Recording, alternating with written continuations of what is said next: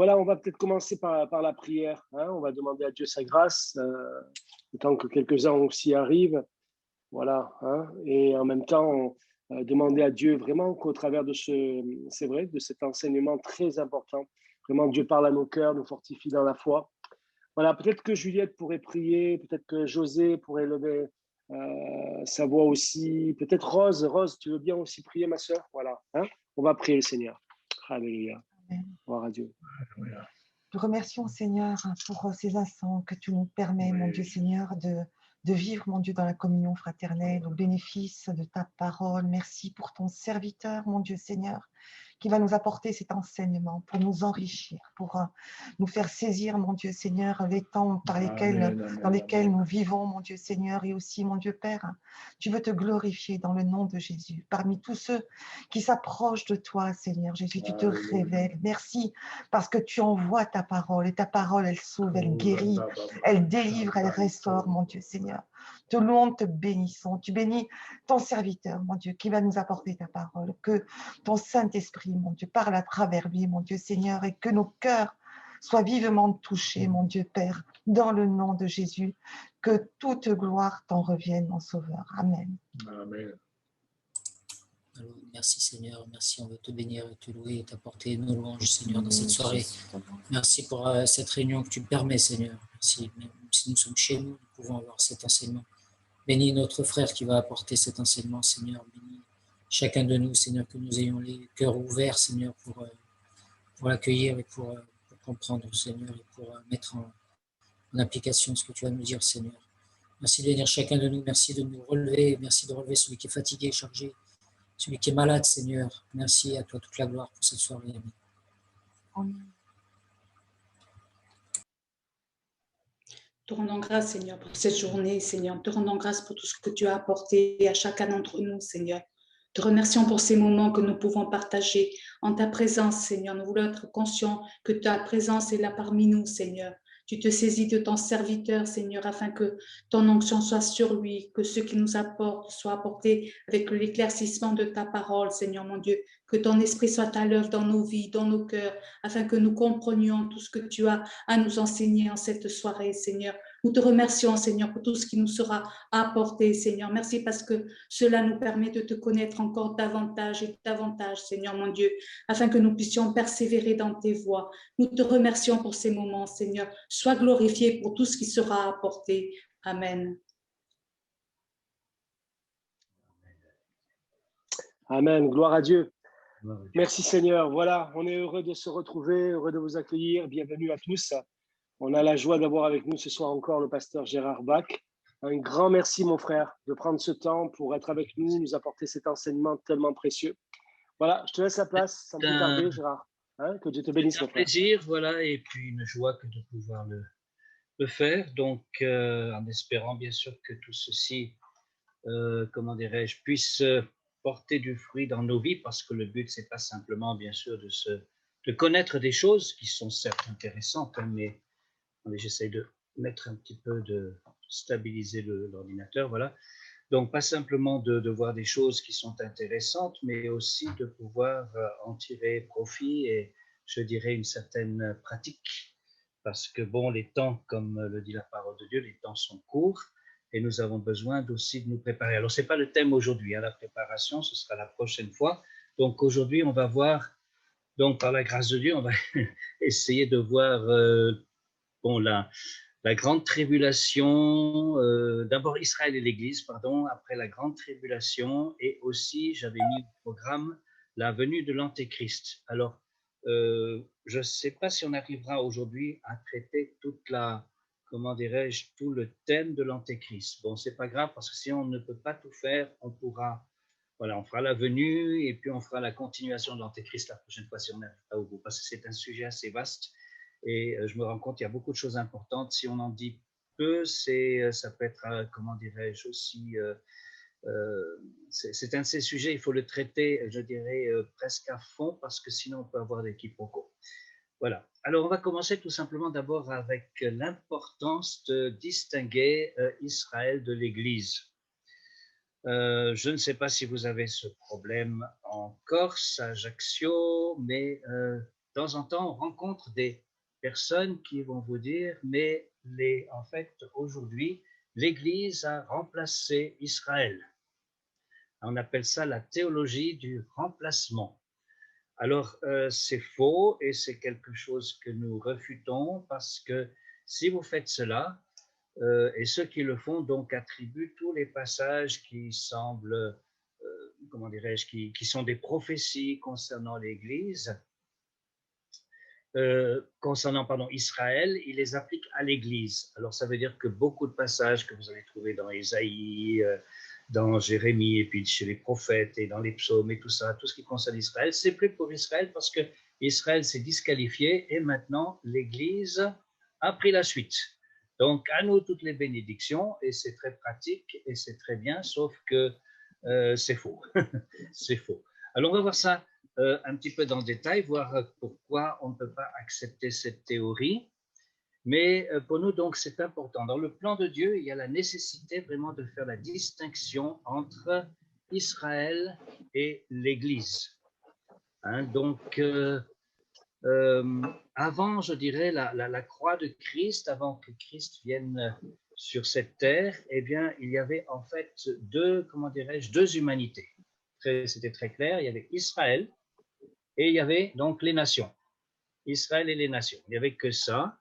Et donc, c'était donc un événement absolument unique de voir un peuple élu, je veux dire, dans l'histoire du monde. Mais voilà, c'était comme cela. Et deux choses séparaient Israël des autres nations, bien sûr, la loi à partir du Sinaï et bien sûr aussi, je dirais, tout simplement, comment dirais-je, le fait qu'ils étaient appelés spécialement et donc ils étaient attachés au Dieu d'Abraham, le Dieu d'Isaac, le Dieu de Jacob. Donc voilà, ça c'est cette démarcation qu'il y a donc entre Israël et le monde. Et Israël donc a accompli d'une certaine manière sa mission, pas tout effectivement, mais une partie de cette mission a été accomplie puisqu'ils ont quand même bien produit ce qu'on appelle, nous, l'Ancien Testament, le Tanakh, qui est la parole de Dieu. On voit que, bon gré, mal gré, eh bien, il y a eu quand même de bonnes choses qui se sont passées. Il y a eu les patriarches, il y a eu la période des juges qui était un peu plus sombre, il y a eu des moments même assez terribles. On peut dire que, par exemple, la royauté a été une grande catastrophe et qui a mené donc amené le peuple de Dieu à partir en exil. Mais dans tout cela, il y a quelque chose qui est très particulier, bien sûr, c'est l'alliance donc, que Dieu a fait avec Israël. Hein? Dieu a fait, comment dirais-je, fait alliance avec le peuple d'Israël et il a dit que cette alliance, eh bien, elle serait éternelle. Elle est éternelle. Donc, c'est là d'ailleurs que nous avons un problème avec ces personnes qui nous disent que donc Israël n'est plus, comment dirais-je, n'est plus le peuple de Dieu aujourd'hui, parce que ça voudrait dire que lorsque Dieu promet quelque chose qui est éternel, il ne le tient pas. Alors, qu'en serait-il, nous, de notre vie éternelle? Vous voyez ce que je veux dire? Ça cause problème. Si tout d'un coup, on dit, ben voilà, ça va être aussi éternel que ça a été pour le peuple juif, il y a problème. Il y a un problème. Donc, et après, donc, il y a, c'est vrai, comme on le voit, comme on l'a vu, il y a l'Église. Hein, donc, l'Église, elle, eh bien, c'est une nouvelle entité. L'Église que Jésus-Christ a promis de bâtir. Et à partir de ce moment-là, l'humanité est divisée en trois. Les Juifs, les païens et l'Église. L'apôtre Paul, d'ailleurs, nous exhorte à ne pas être en scandale dans un passage de Corinthiens. Il dit ne pas être en scandale ni aux Grecs, donc aux païens, ni aux Juifs, ni à l'Église. On voit bien que lui applique cela, applique cette séparation en trois. Et il est essentiel de comprendre que ces trois groupes, donc distincts, existent côte à côte dans ce monde et qu'il en sera ainsi jusqu'à la fin du millénium.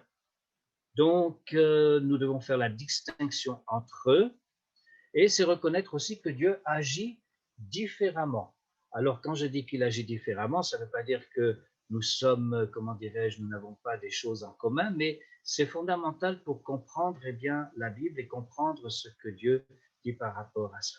Donc, ce qu'il faut tout de suite dire, bien sûr, c'est que Israël et l'Église sont au bénéfice d'un même salut. C'est-à-dire qu'il n'y aurait pas deux saluts différents, un salut pour les Juifs et un salut pour les chrétiens. Ça aussi, vous le trouvez de temps en temps. Hein, il y a des personnes qui disent « Ah, mais les Juifs sont sauvés parce qu'ils font ceci, ils font cela, et nous, les chrétiens, nous sommes sauvés par la croix. » Non, non, il y a un seul salut qui est en Jésus-Christ pour les Juifs et pour les chrétiens et pour les Juifs, je dis à l'envers. Donc, l'Église a été créée pour offrir aux Juifs et aux païens une nouvelle alliance avec Dieu. Et donc, ceci ne ramène pas, bien sûr, les chrétiens sous la loi de Moïse, mais au contraire, affranchit les Juifs de la loi de Moïse et tous, donc, sont sous la grâce en Jésus-Christ. Et donc, il n'y a finalement, eh bien, qu'un seul peuple de Dieu dans ce sens-là, je veux dire, qui est croyant à l'heure actuelle, donc dans cette dispensation dans laquelle nous sommes, hein, c'est-à-dire que les Juifs sont toujours là, mais le salut n'existe qu'en Jésus-Christ.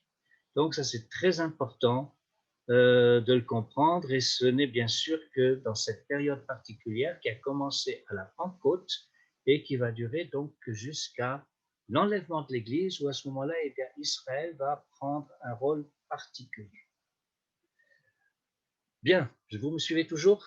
Pas trop, c'est un petit peu touffu, mais c'est vrai que c'est la partie la plus, on va dire, la plus complexe et la plus difficile de ce que nous entreprenons ici.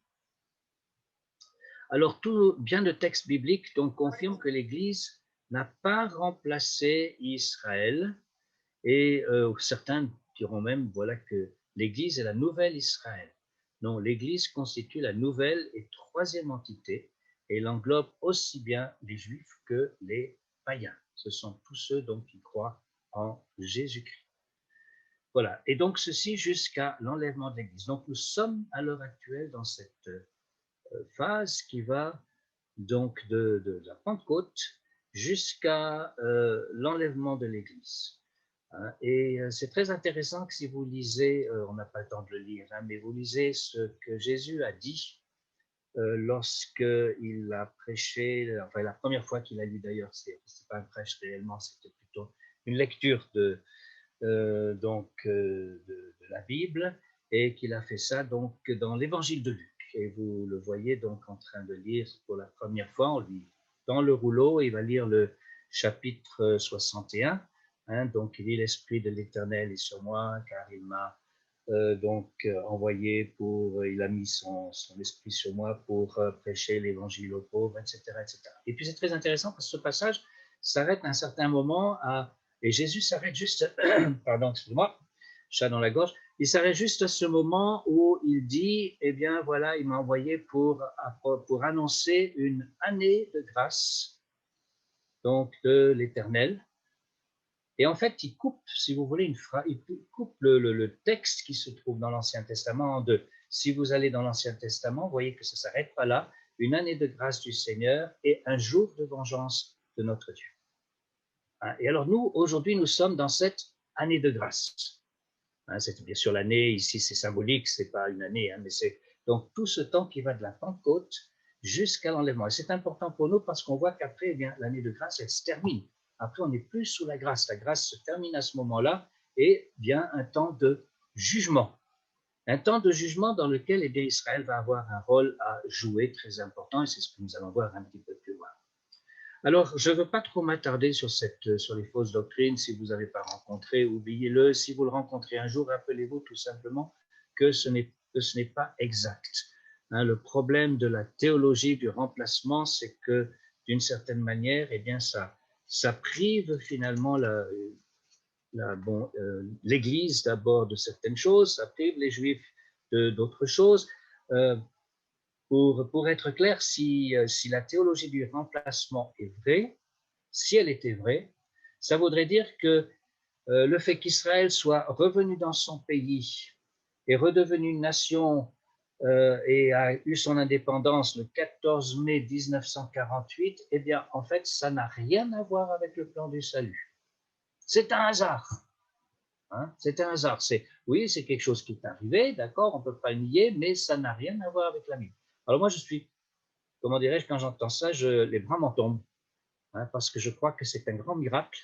Je veux dire, c'est un peuple qui renaît, et puis tout ça, en plus de ça, c'est prophétisé dans l'Ancien Testament. Hein. C'est le fait qu'ils reviennent, et puis qu'ils reviennent très rapidement, et qu'ils font l'Aliyah, et que donc ils vont repeupler à nouveau la terre de Judée et de Samarie et tout ça, et puis plein de choses. Alors, je n'ai pas le temps d'aller dans tous les détails, mais tous les miracles qui sont arrivés, les pluies aussi qui ont recommencé, qui ont commencé à revenir quand ils ont commencé à faire de l'agriculture et tout ça, c'est très, très intéressant, et c'est un autre sujet qu'on n'a pas le temps de voir ce soir. Mais tout ça, donc, eh bien, ce serait en fait eh bien, un pur hasard. Non, ce n'est pas du hasard, c'est parce que Dieu est intervenu. Et Jésus, moi je regrette, mais Jésus l'a prophétisé très clairement. Il a dit, voilà, quand vous verrez en fait les feuilles du figuier qui commencent à bourgeonner, tout ça, et on sait très bien que cela parle d'Israël qui redevient une nation. Voilà, donc je ne vais pas m'éterniser là-dessus, on en avait parlé d'ailleurs tout à fait au début, et on va donc passer en fait à la suite, donc voir un petit peu d'ailleurs les vocations différentes de l'Église et d'Israël. Et oui, parce que les deux ont des vocations différentes, bien sûr. Donc Israël, Dieu avait suscité donc ce peuple en vue d'une quadruple mission. Hein. Premièrement, apporter au monde la connaissance perdue d'un Dieu unique, le seul vrai Dieu. Donc ça, c'est ce qu'ils ont fait. Bon gré, mal gré, on voit que quelquefois, ils n'étaient pas très chauds pour ça. On pense à un monsieur Jonas. Hein, donc, le Seigneur l'envoie, comment dirais-je, l'envoie, en fait, il l'envoie en Syrie ou en Irak, si vous préférez, et puis lui, il préfère aller sur la Costa del Sol. Hein, c'est Tarsis, on pense que c'est le sud de l'Espagne. Donc, ce que je peux très bien comprendre, hein, moi aussi, vous savez, quelquefois le Seigneur nous envoie dans des endroits, on dit, ah Seigneur, mais je préfère redistribuer des traités sur la plage. Oui, c'est certain. Hein, voilà.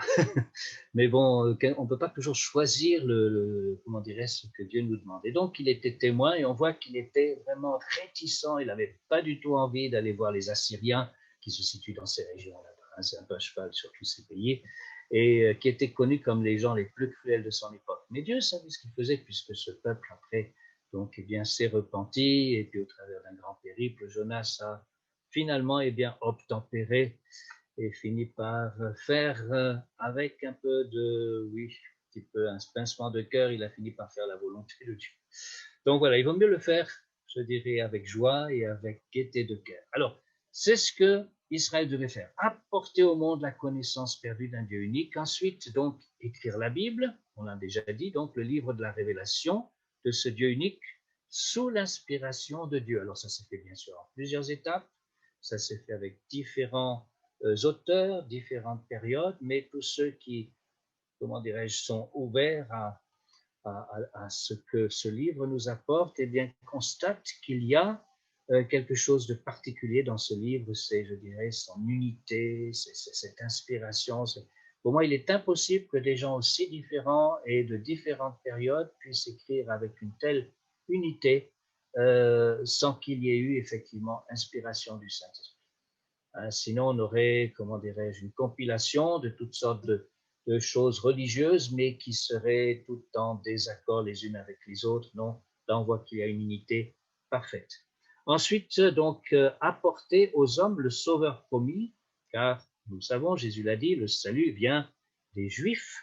Donc, il a fallu qu'il y ait une lignée donc, qui aboutit à Marie et Joseph à un certain moment, et Marie va donc enfanter Jésus, mais qui sera conçu par l'Esprit Saint.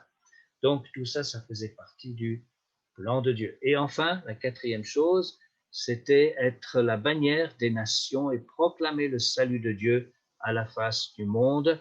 Et ça, ils l'ont plus ou moins donc bien accompli. Ça s'est pas toujours bien passé. J'ai mentionné Jonas, mais il y en aurait d'autres. On voit que quelquefois, il y a eu une tendance bien, à se replier sur soi-même. Ce que nous, d'ailleurs, petite parenthèse, petite prêche, comment dirais-je, intermédiaire ici, hein, c'est le fait que nous aussi, nous avons tendance, c'est une tendance d'ailleurs de tous les groupes humains, si je peux dire, c'est de nous replier sur nous-mêmes une fois qu'on est bien ensemble. Hein, pourquoi aller faire de l'évangélisation? On va faire une soirée de louange, alléluia. Alors, je n'ai rien contre les soirées de louange, au contraire, je suis très pour et tout ça, il n'y a pas de souci de cela, mais quelquefois, on se rend compte que, bon, on préfère rester bien au chaud que d'aller, eh bien, apporter l'évangile aux autres. Et pourtant, si nous ne le faisons pas, eh bien, personne d'autre ne le fera à notre place. Voilà. Donc, on peut dire, voilà, pour ce qui est du passé d'Israël, les 3 premières choses sont accomplies, mais c'est vrai que pour le reste, eh bien, ils ne l'ont pas trop fait. Donc, maintenant, il y a un avenir pour Israël à la suite de la conversion, de la restauration et de la réintégration de ce peuple dans l'alliance de Dieu. Et cette nation sera investie d'une nouvelle mission qu'elle exercera pendant toute la période du millénium. Donc, celle-ci consistera à être la lumière, la bannière des nations et à devenir le héros de Dieu pour l'évangélisation des nations. Donc, chose qui se passera eh bien, pendant le millénium. Et déjà, ça commencera en partie, mais ce sera très difficile pendant la grande tribulation. Donc, Israël a comment dirais-je, un avenir extraordinaire devant lui. Mais pour l'instant, comme le dit la parole de Dieu, eh bien, il y a un voile, il y a quelque chose. C'est étonnant, c'est quelque chose d'ailleurs de fascinant qui est là. Moi, j'ai contact avec des juifs et c'est vrai, là, pendant longtemps dans notre église, on était dans une structure maintenant qui n'existe plus, mais pendant, je crois, 19 ans. 19 ans, nous étions en fait chez un traiteur, mais qui avait une grande salle et puis qui un jour a décidé de nous accueillir. Alors les Juifs, cet homme, et puis c'était vraiment quelque chose de conduit de Dieu. Je me souviens lorsque je suis entré et puis que je lui ai dit un petit peu ce qu'on voulait faire et qu'on était là le dimanche, le mardi, etc. Il a réfléchi un petit moment et je lui ai dit qu'on n'avait pas beaucoup de sous, qu'on était une petite église, qu'on ne pouvait pas. Mais j'ai dit, comme on est là dans la durée, eh bien, vous allez voir que finalement, eh bien, c'est payant. Alors, bon, comme en bon juif, je veux dire, j'ai entendu la caisse enregistreuse, je veux dire, dans son cerveau, bling, bling, bling, bling, comme ça. Et puis immédiatement, il m'a dit, eh bien, monsieur Bach, je suis croyant, je crains Dieu, vous serez ici dimanche. Et c'est vrai qu'on a fait ça pendant 19 ans jusqu'à ce qu'il parte à la retraite et puis qu'effectivement cette structure soit bâtie. Mais on a essayé, je veux dire, ce monsieur écoutait la parole, il était derrière la porte. Il écoutait, il disait, je vous écoute, monsieur Bach, et tout ça, mais on lui a même donné une Bible à lui et son épouse, etc. Mais c'est comme si un voile, on ne sait pas, il est croyant, il croit que Dieu est là, mais il a un problème avec ça. Donc, et puis j'en connais d'autres comme ça. Et c'est pareil, on voit qu'il y a quelque chose qui se passe. Quelques rares exceptions, quelquefois, de temps en temps, des personnes, bien sûr, des Juifs se convertissent, mais on voit que pour l'ensemble de la nation, eh bien, c'est pas encore le temps de Dieu. Et puis, eh bien, il y aura un jour où c'est vrai, ils vont se convertir, et c'est ce qu'on va voir un petit peu plus loin. On a déjà vu d'ailleurs ces passages dans Zacharie, lorsque Jésus reviendra, donc tout d'un coup, ils le verront, et puis c'est là qu'ils vont se lamenter, ils comprendront que Jésus est bien le Messie promis, et à ce moment-là, eh bien, ils vont le recevoir. Alors, tout ceci est décrit aussi, si vous voulez avoir une lecture supplémentaire, pour la prochaine fois, c'est donc Romains chapitre 11, qui n'est pas un passage facile à lire, mais, enfin je dis 11, c'est chapitre 9, 10, 11, donc Paul explique finalement eh bien, toute cette, je dirais, toute cette problématique avec les Juifs, et il explique que pour l'instant, eh bien, c'est vrai, ils sont dans l'incrédulité et tout ça, mais un jour, eh bien, tout Israël sera sauvé. Donc ça, c'est la promesse de Dieu, et donc je vous conseille de lire ces passages. Vous les comprendrez mieux peut-être après ce que j'ai dit, mais voilà, c'est important de connaître ces passages et d'ailleurs qui prouvent, à mon avis, sans ambiguïté que eh bien, Israël n'est pas mis de côté. Ils ont été tout simplement, je dirais, mis dans une parenthèse, c'est-à-dire voilà, un petit peu de côté pour l'instant, mais ils sont toujours le peuple de l'Alliance. Voilà, alors les destinées d'Israël et de l'Église sont différentes. Donc Israël, après les souffrances, de la grande tribulation qu'on va traiter assez rapidement. Donc, ce que la Bible appelle d'ailleurs le temps d'angoisse de Jacob, hein, dans Jérémie au chapitre 30, au verset 7. Donc, expérimentera cette résurrection spirituelle, accueillera son Messie, et vivra la réintégration promise dans une alliance qui a été suspendue. L'Église, par contre, a une destinée différente. Donc, la Bible parle d'une première résurrection, la résurrection des chrétiens qui se produira, selon les Écritures, avant l'avènement de l'Antéchrist et correspondra à ce que l'on appelle l'enlèvement. Hein, ces passages qu'on a vus aussi où il est dit que voilà, nous ne comment c'est dit d'ailleurs, tiens, j'ai oublié le mot, nous ne précéderons pas donc ceux qui sont morts avant nous, etc. Mais tous ensemble, eh bien, nous serons auprès de Christ, c'est ce que Paul dit donc dans l'Épître aux Thessaloniciens, et donc il y aura ceux qui sont endormis, c'est-à-dire en fait qui sont, comment dirais-je, qui sont morts avant nous, qui seront donc auprès de Christ, qui vont être amenés auprès de Christ, et nous allons être enlevés en même temps. Donc tout ça, ça se passera en même temps, et ça montre bien d'ailleurs que, eh bien, ce qui va se passer à ce moment-là, eh bien, ce sera quelque chose de bien particulier et qui concerne donc uniquement l'Église. Donc, lorsque Israël répondra à sa vocation milléniale, eh bien, l'Église, elle aura été enlevée après avoir accompli sa mission, annoncer l'Évangile à toute créature. C'est ce que donc Jésus avait promis dans l'Évangile de Matthieu, au chapitre 24, où il dit, alors l'un des signes, et on avait vu ce signe-là, on en avait parlé, donc, et je pense que c'est le signe peut-être le plus, comment dirais-je, le plus fort, et dit, voilà, cet évangile du royaume sera prêché à toutes les nations, et alors la fin viendra. Cet évangile sera annoncé à toutes les nations. Et alors aujourd'hui, c'est vrai d'une certaine manière, toutes les nations ont entendu l'évangile. Alors c'est vrai qu'il y a des endroits où l'évangile est interdit, les chrétiens sont très persécutés, tout ça, je pense à la Corée du Nord, mais il y a énormément de chrétiens en Corée du Nord. Ils sont persécutés en Chine, mais en Chine, on estime qu'il y a quelques 100 millions de chrétiens en Chine. Bon, c'est vrai que c'est un grand pays, puisqu'ils sont donc 1,3 milliard ou presque 400 millions maintenant, mais voilà, ça veut dire qu'il y a quand même beaucoup de chrétiens. Donc tout ça, c'est très encourageant. Et bon, on a des chrétiens donc sur toute la face de la terre. Alors après, bien sûr, c'est Dieu qui sait, lui, et qui peut dire, voilà, maintenant tous ont entendu. C'est vrai que nous, on peut pas, on a des statistiques, on a des jolis tableaux, on peut faire remplir des cartes et tout ça, mais après, c'est Dieu qui sait, voilà, c'est le moment maintenant, tous ont entendu. Et alors, à ce moment-là, eh bien, il y aura l'enlèvement. Il y aura l'enlèvement. Alors, voilà. Et la question, bien sûr, parce qu'il y en a qui se posent la question, mais est-ce que l'Église ne doit pas passer par la grande tribulation? Alors, la grande tribulation, d'abord, une petite définition.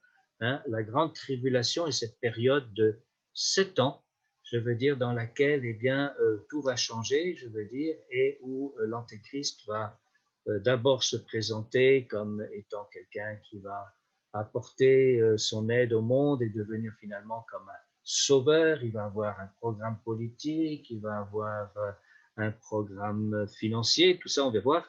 Et donc, pendant 3 ans et demi, on va voir qu'il va finalement faire, enfin, pour le monde va penser, tiens, ça y est, nous avons trouvé l'homme de la situation, celui qui va quelque part apporter la paix dans le monde et qui va unifier le monde entier. Il y aura un programme aussi religieux, va unifier toutes les religions, ce qui semble bien indiquer d'ailleurs que les chrétiens ne sont plus là parce que nous, on serait, on serait dans la rue avec nos bannières pour protester. Hein. Donc, et puis après, il y aura 3 ans et demi, je veux dire, il va se révéler pour ce qu'il est. Et puis là, ça va être donc un temps absolument épouvantable dans lequel il y aura justement de très, très grandes tribulations et de catastrophes. Et c'est ce que nous voyons en fait dans l'Apocalypse. Une bonne partie de l'Apocalypse, eh bien, relate ce moment-là.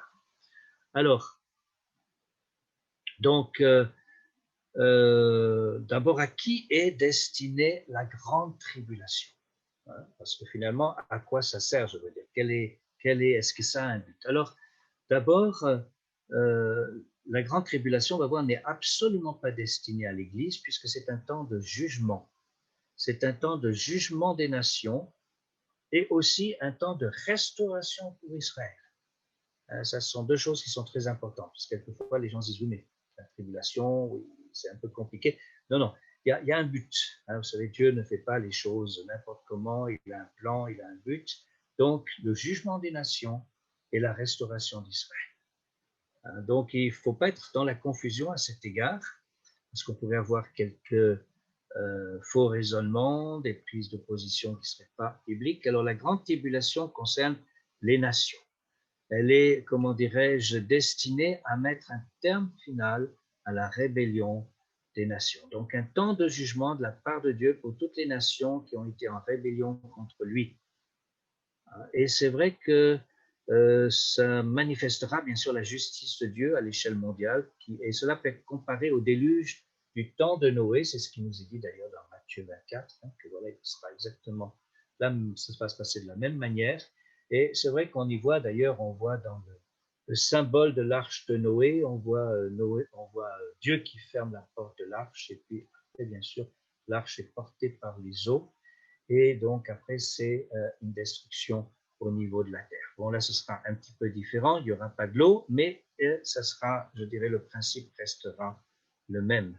Donc, les nations seront jugées, et les royaumes de la terre, donc, renversés, et tous les peuples, après, qui seront encore en vie, seront assujettis au roi des rois. Donc, Jésus-Christ gouvernera alors les nations avec une verge de fer et balayera toute oppression et toute injustice pour y introduire ensuite l'âge d'or, en fait, de 1000 ans de paix. Voilà, ça c'est la grande tribulation, ce à quoi elle sert. Donc, le jugement des nations, et aussi donc, comme je l'ai dit, ça concerne Israël. Donc ça va briser finalement bien, la volonté rebelle d'Israël, ça va permettre de purifier Israël pour le préparer à recevoir Jésus comme Messie et roi. Donc il y aura une repentance, une résurrection nationale, et l'Église n'a absolument rien à voir dans tout ce contexte. C'est-à-dire nous, on sera pas là. Dieu va préparer donc Israël pour qu'il soit en mesure, à la fin de la grande tribulation, de reconnaître Jésus comme Messie Sauveur. Et puis, donc, c'est là, lorsque Jésus va revenir sur le mont des Oliviers, et c'est à ce moment-là, donc, que tous reconnaîtront en Israël, donc, voilà, Jésus est ce Sauveur qu'ils ont rejeté et qu'ils ont même crucifié à une époque. Donc, Jésus sera là, et la repentance, bien, clôturera la période de ces 7 années de grande tribulation. Donc, l'apôtre Paul en parle, alors je vous ai mentionné tout à l'heure Romains chapitre 9, 10, 11, il nous rappelle donc avec force la restauration d'Israël, sa glorieuse destinée, lorsqu'il dit « Car si leur rejet a été la réconciliation du monde, que sera leur réintégration, sinon le passage de la mort à la vie ?» Donc, on voit bien que cette réintégration est prévue dans le programme de Dieu. Et il ajoute aussi, car je ne veux pas, frères, que vous ignorez ce mystère, afin que vous ne regardiez point comme sages, vous ne vous regardiez point comme sages, c'est qu'une partie d'Israël est tombée dans l'endurcissement, jusqu'à ce que la totalité des païens soit entrée, donc ça c'est nous, et ainsi tout Israël sera sauvé, selon qu'il est écrit, le libérateur viendra de Sion, et détournera de Jacob les impiétés, et ce sera mon alliance avec eux, lorsque j'ôterai leurs péchés. Remarquez bien ici à nouveau le mot alliance, qui indique bien d'ailleurs que l'alliance n'a pas été brisée. Elle a été tout simplement, si j'ose dire, court-circuitée, neutralisée pour un temps, et lorsque la grande tribulation sera finie, cette alliance va reprendre de plus belle, et ce sera quelque chose d'extraordinaire. Alors c'est important de bien comprendre ces choses, parce que je crois que c'est une source d'abord de paix, de savoir, de comprendre le plan de Dieu et de savoir où est-ce qu'on va. Vous savez, dans le monde actuel, moi je regarde comme vous, je pense, les informations et tout ça. Et des fois, je veux dire, bon, mais je suis choqué. Je suis choqué quand je vois, par exemple, comment dirais-je, des choses aujourd'hui, c'est-à-dire on entend des choses à la télévision. Donc autrefois, ce qu'on appelait mal aujourd'hui est appelé bien, et ce qu'on appelait bien autrefois est appelé mal aujourd'hui. Hein? Donc, je pense, parce que hier je regardais, ça par rapport à la Hongrie, je ne sais pas si vous avez entendu ça, mais donc tous les autres pays veulent leur tomber dessus parce que, bon, ils seraient entre guillemets homophobes, etc. Alors qu'eux veulent tout simplement protéger, comment dirais-je, leurs enfants. Ils ne veulent pas que leurs enfants soient exposés à des enseignements qui proposent l'homosexualité, le changement de sexe, etc. avant 18 ans. C'est pourquoi je pense nous sommes tout à fait d'accord aussi. Alors, je suis conscient qu'il y a des problèmes en Hongrie et qu'il y a aussi une extrême droite, etc., et des tas de choses. Donc, c'est pas ça, je suis tout à fait contre. Mais en tout cas, dans ce domaine-là, j'ai été surtout choqué de voir que tous les autres pays disent « Ah, mais non, mais c'est de la discrimination, c'est ceci, c'est cela ». Bon, il faut savoir que une fois que ces gens seront au pouvoir, eh bien, devinez qui sera discriminé. Et là, personne n'en parlera, ce seront les chrétiens. Hein, parce que voilà, c'est comme ça. Alors, je reviens au sujet. Et donc, maintenant, voyons pourquoi l'Église ne passera pas par la grande tribulation. Donc, Jésus lui-même en a parlé. Je pense, il a dit, voilà, Jésus nous révèle les jugements sévères qui sont prononcés sur ce monde dans Luc 21, 35, 36. Et il dit, cet événement donc sera comme un filet s'abattant sur ceux qui habitent sur toute la surface de la terre.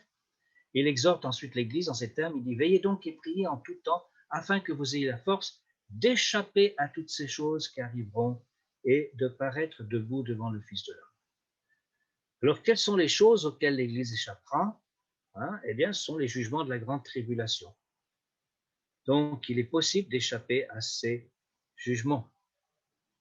Ensuite, l'Église, on le voit dans 2 Thessaloniciens 2, 6, 8, elle doit être enlevée avant la manifestation de l'Antéchrist. Il est dit que l'Antéchrist ne peut se manifester avant que celui qui le retient encore n'ait disparu. Et donc, ce qui l'empêche de se montrer publiquement, alors il y en a qui disent que c'est le Saint-Esprit, d'autres qui disent que c'est l'Église, mais bon, où habite le Saint-Esprit? À l'heure actuelle, il habite dans les chrétiens. Donc, en fait, c'est l'Église, c'est le Saint-Esprit. Et en fait,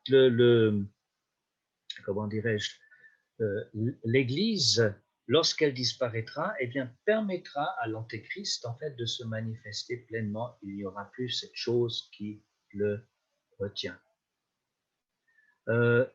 On peut comparer cela d'ailleurs, et Jésus l'a fait, donc il a dit ce qui arriva du temps de Lot, il en sera de même le jour où le Fils de l'homme paraîtra. Et c'est intéressant que, effectivement, quand on regarde ce qui s'est passé avec Sodome et Gomorrhe, donc Lot était en fait le neveu d'Abraham, était le seul qui empêchait la colère de Dieu de tomber sur Sodome et Gomorrhe. C'est-à-dire que tant qu'il était dedans, eh bien, le feu du ciel ne pouvait pas tomber. Et une fois qu'il est sorti, eh bien, le jugement est tombé. Et je pense que c'est une image aussi de l'Église, je veux dire, jusqu'à ce que le dernier chrétien ait quitté la terre, eh bien, il n'y aura pas de jugement. Donc là aussi, la colère de Dieu, eh bien, ne se manifestera pas sur la terre tant que l'Église ne sera pas enlevée. Ensuite, on a parlé aussi de ce mot colère. L'Église n'est pas destinée à subir la colère de Dieu. Le mot colère est utilisé 13 fois dans l'Apocalypse pour décrire la période de la grande tribulation. La colère de l'agneau, Apocalypse 6, 16. Et puis, cette colère donc ne concerne pas l'Église, mais s'adresse à Israël à cause de son incrédulité et aussi au jugement des nations. Et Paul le dit très clairement dans 1 Thessaloniciens 5, 9, il dit Dieu ne nous a pas destinés à la colère, mais à l'acquisition du salut par notre Seigneur Jésus-Christ. Il dit aussi ailleurs, il affirme aussi que Jésus nous délivre de la colère à venir dans 1 Thessaloniciens 1, 10. Et dans Romains 5, 9, il dit nous sommes sauvés par lui de la colère. Donc c'est très intéressant de voir que ce mot colère comment dirais-je, est là. Et puis une chose qui est importante aussi, c'est que quand vous regardez dans l'Apocalypse, donc jusqu'au chapitre 3, fin du chapitre 3, il est question de l'Église. Tout d'un coup, à partir du chapitre 4 jusqu'à la fin, sauf au chapitre 22 où il est question de l'Église, mais bon, c'est une sorte de conclusion, mais autrement, toute cette période où il y a tout le jugement de Dieu, tous ces jugements qui s'abattent sur la terre, jamais l'Église n'est mentionnée. Hein, c'est toujours un jugement qui vient sur les habitants de la terre. Mais il n'y a pas un passage, pas un seul passage qui dirait « et pendant ce temps-là, les chrétiens vont être protégés ou bien aller dans tel endroit ou faire ceci ou faire cela ». Non, l'Église n'est plus là. L'Église n'est plus là. Alors, je pense que ça, c'est très, très parlant aussi.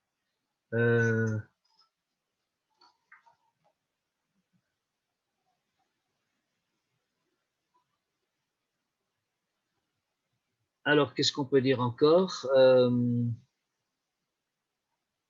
Alors, il y a tellement de choses, je veux dire, sur la grande tribulation que c'est un... Mais je pense que là, ce que nous avons vu est l'essentiel. Il faut me mentionner un petit peu l'Antéchrist. Alors, il y a quelque chose d'intéressant aussi, c'est qu'au chapitre 4, donc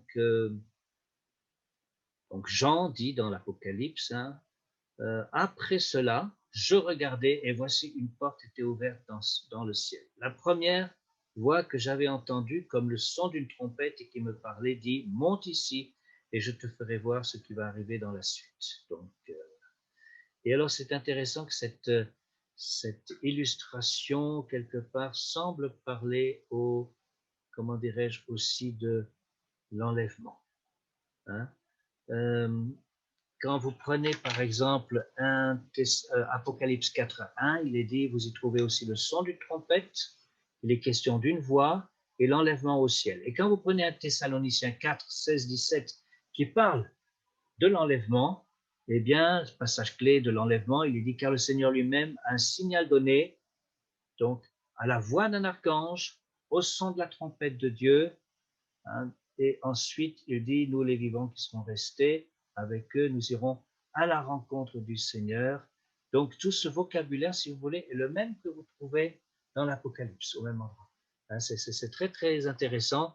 Alors, je n'ai pas le temps, bien sûr, de voir tout ça en détail, mais notez les passages si vous voulez le vérifier. 1 Thessaloniciens 4:16-17 et Apocalypse 4:1.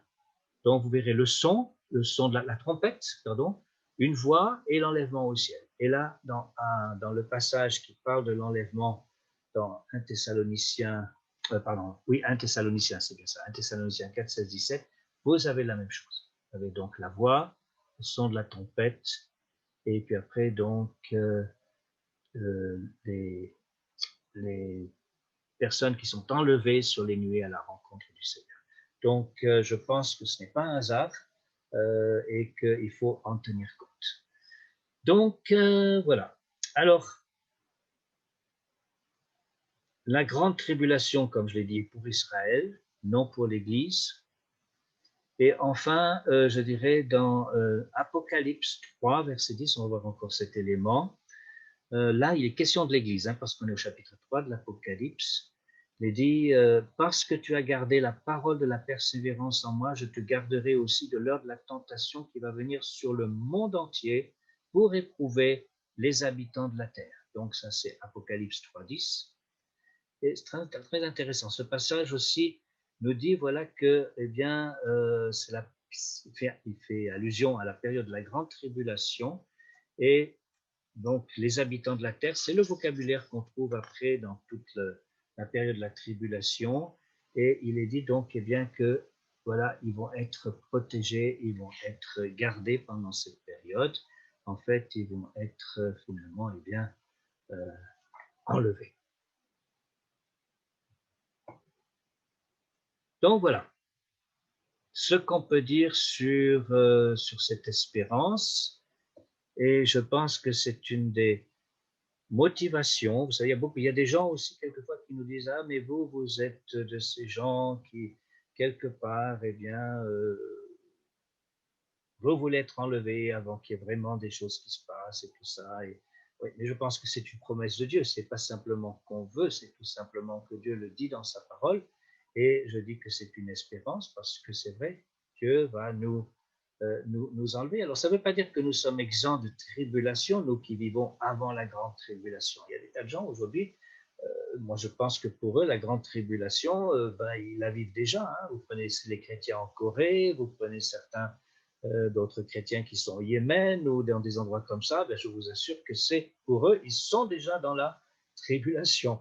Donc voilà, ça ne veut pas dire qu'on va être exempt de problèmes, exempt de tribulation, mais la grande tribulation, donc ce temps de 7 ans, est un temps particulier dans lequel Dieu juge les nations et s'occupe aussi donc de, de faire passer Israël par des choses difficiles pour qu'il revienne à lui et pour qu'il puisse à nouveau être son peuple et fonctionner comme son peuple. Alors, voilà, j'ai essayé de faire le plus vite que possible. Et bon, alors je pense que l'Antéchrist, on va le garder pour la prochaine fois. Je vais juste donner quelques éléments justement par rapport à ça.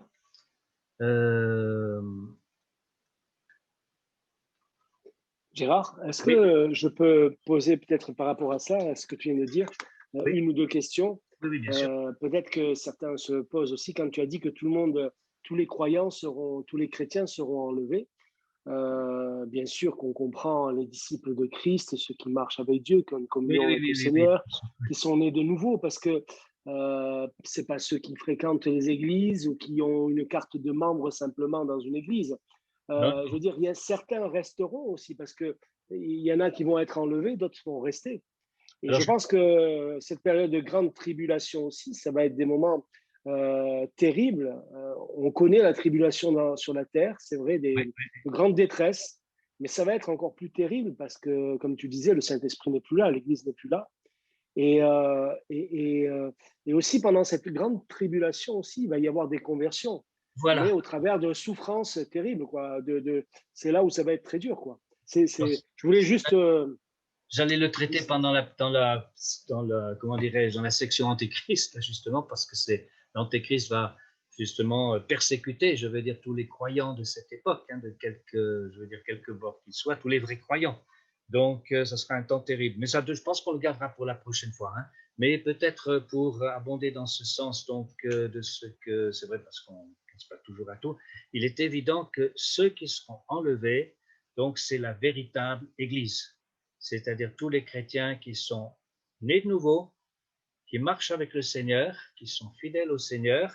Alors, bon, je ne veux pas faire peur avec ça, bien sûr, mais je pense qu'il y a une certaine sécurité en Christ, mais il faut comprendre que, moi, je suis d'ailleurs catastrophé quelquefois, hein, parce que c'est des gens que j'aime beaucoup, mais et je pense que votre pasteur vous dirait la même chose. Certainement, on connaît des gens et puis ils sont pleins d'assurance, ils viennent une fois tous les 6 mois à l'église, bon, ils mettent 2 € dans l'offrande, etc.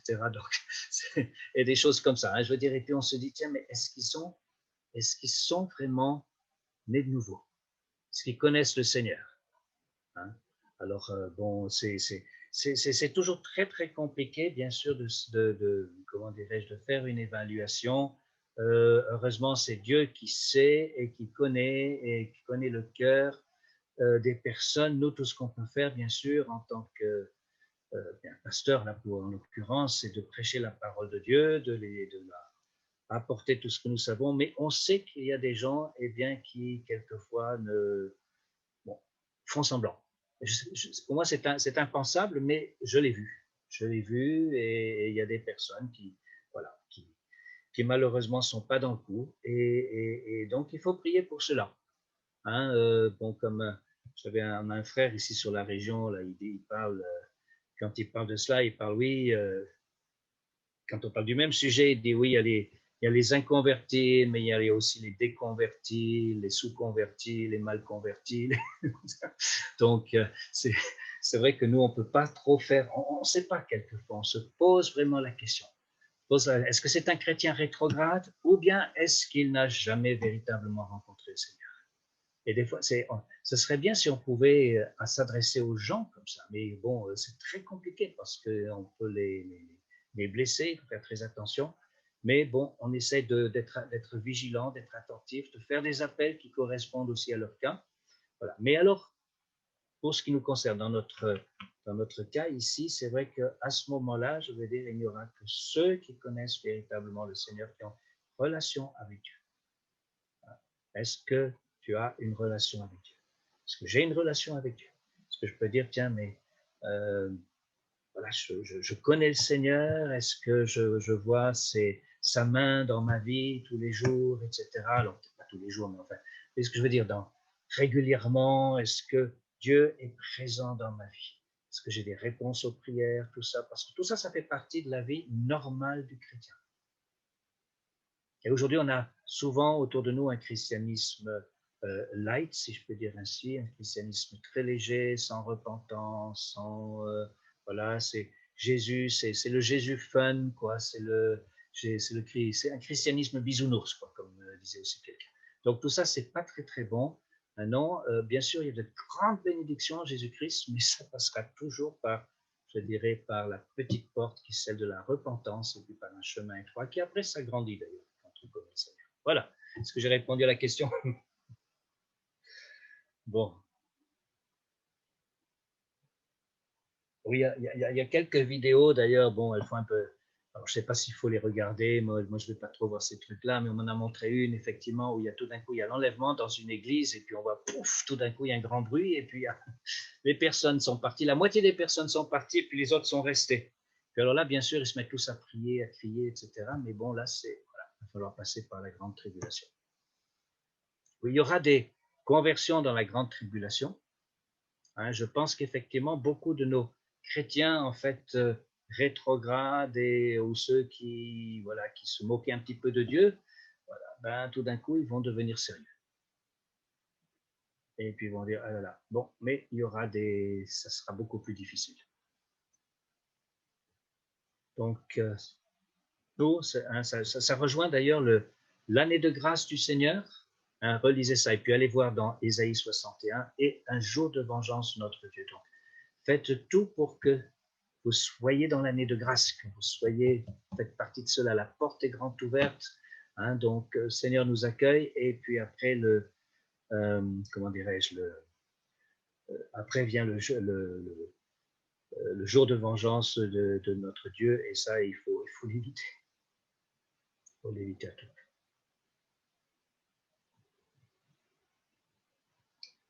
Voilà.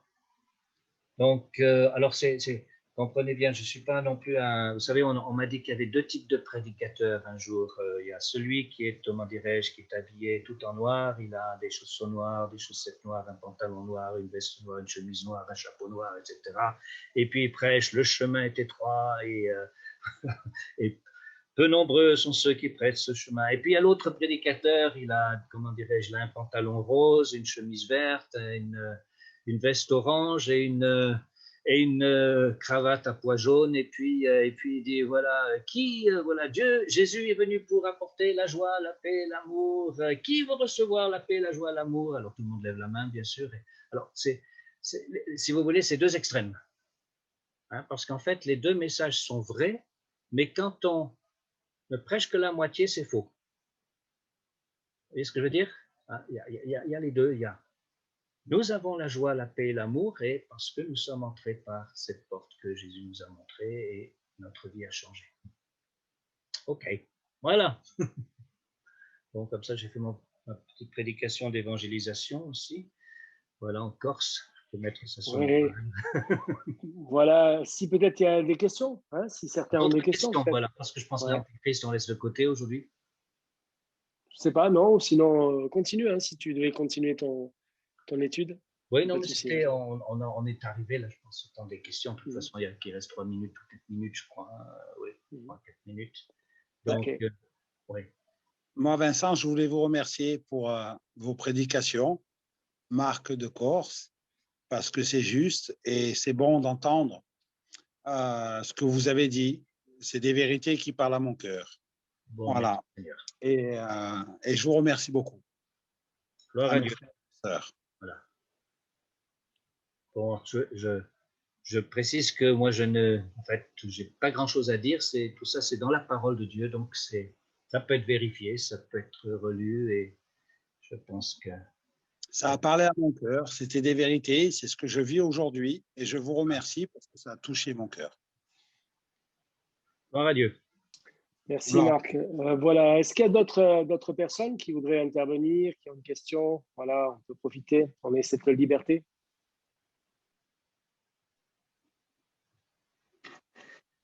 Moi, je n'aurais pas vraiment de questions. C'est Marie-Ange d'Épinal. Je n'ai pas vraiment de questions, mais ce qu'il y a, c'est que tout ce qui a été dit, c'est ce que je crois, ce que j'ai déjà entendu dans d'autres prédications. Et pour moi, c'est tout à fait la vérité dans laquelle je marche. Et j'ai pensé aussi aux 5 vierges qui se sont préparées, parce qu'il y en a 5 qui étaient belles, elles étaient vierges, mais elles ne se sont pas préparées. Et c'est ce qui a été démontré ce soir. Et c'est vrai, notre attitude, c'est continuer à se préparer sur ce chemin qui nous est proposé étroit et cette relation intime avec notre Dieu. Oui, c'est tout à fait vrai. Merci infiniment pour cette soirée. Gloire à Dieu.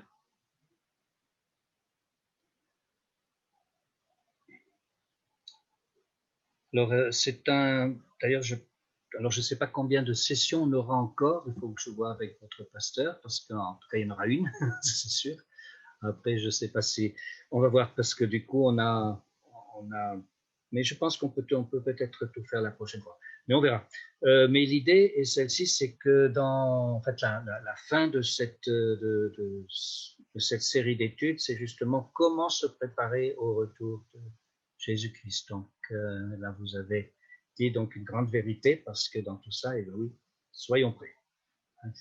Le nombre de fois que Jésus dit « veillez et priez ».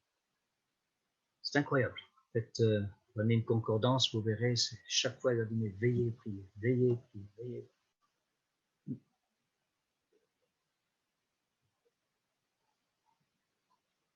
Voilà, donc je ne sais pas s'il y a une question, ou sinon on va terminer ce moment. N'hésitez pas, frères et sœurs, hein. Il n'y a pas de souci, il n'y a pas de questions bêtes, il n'y a pas de…